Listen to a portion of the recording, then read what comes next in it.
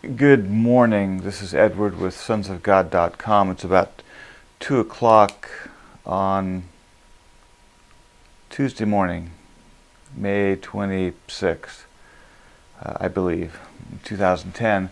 This is kind of an impromptu session that I'd like to get a couple of points out. We've been endeavoring to get the first round of some of this teaching on the discerning of spirits done, and it's been fairly heavily resisted. And so this may not be the most polished presentation, and so I have to ask you to forgive me for that. I'm just going to kind of let it roll here. I want to talk about some of the different aspects of discernment, different types or different ways that clarity and discerning is coming.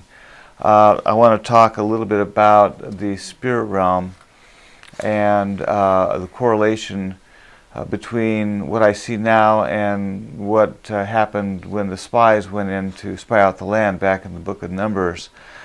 So we'll just amble along here and see what kind of ground that we can cover. I know that I've been thinking recently about some of the leverage that God is giving us during this season, because everything that we're talking about right now has to do with the mantle of authority and the mantle of kingship that's resting upon the sons of God. And I've seen this for a number of years coming forward. We've been in this transition for quite some time, and I know that we're further into it than we understand. And let me say that again, we're further down the road in the unfolding of the kingdom, in the manifestation of the sons of God, than we have yet recognized. And so that's a problem, because we've become more than we have been able to recognize in ourselves, and that in itself has hindered the next levels and phases that God is bringing forth. It's interesting, but in some ways, our progress in the Lord can accelerate or can hinder the Father's plan, because He's tied Himself so intrinsically into the manifestation of His sons. So that the destiny of the sons of God is to bring everything down that has withstood the kingdom of God.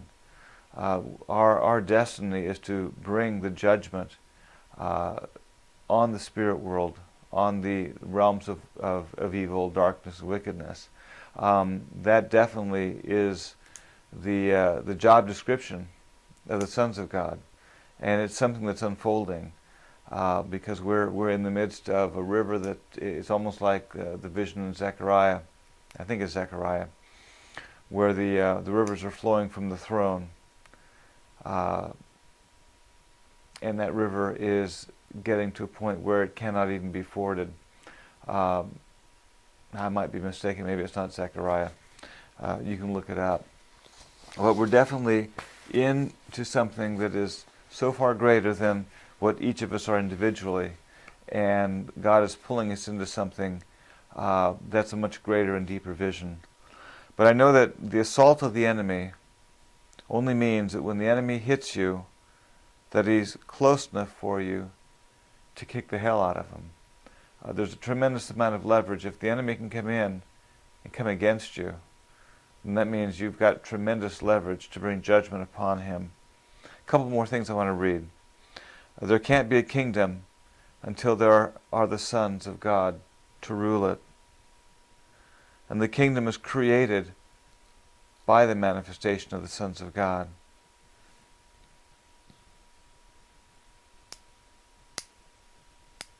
One other one here, which is something that we've been working on in this past year and a half, when the word started first coming on bonds back in January of 2009. But it was just something I wrote down from some old archive notes that I've had. It says, don't worry about the bullets that you hear flying over your head. Worry about the ones that you don't hear.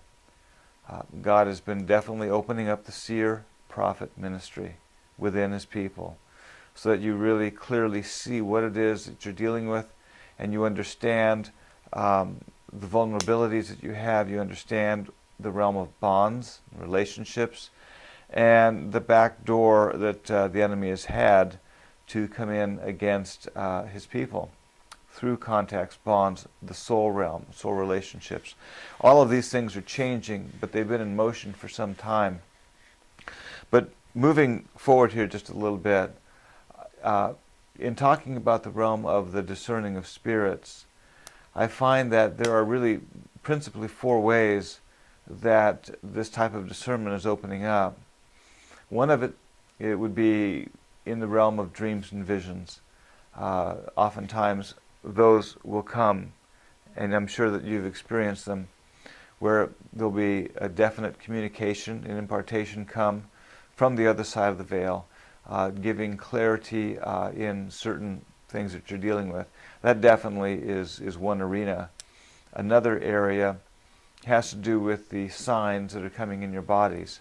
And if you haven't had a chance, I would still recommend going back in the archives. There are a couple of words on the signs that are coming in the physical body.